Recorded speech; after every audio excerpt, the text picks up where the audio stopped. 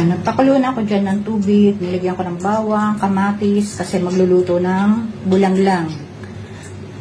Kaya habang pinapakuluan ko yan, magpiprito naman tayo ng isda. Yung mantika, nilagyan ko yan ng bawang, para yung isda, masarap ang amoy, pabango.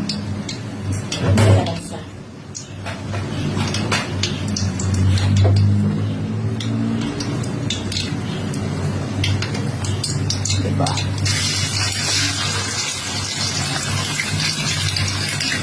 Ganyan ba kayo magpildo ng isda?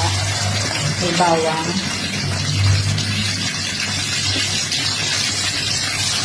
Dahil Friday the 13th ngayon, yun ang ulam natin. Pinitong Gigi. Tapos, magluluto tayo ng bulanglang. Hinintay ko lang kumulo yan para mailagay ko na yung mga gulay.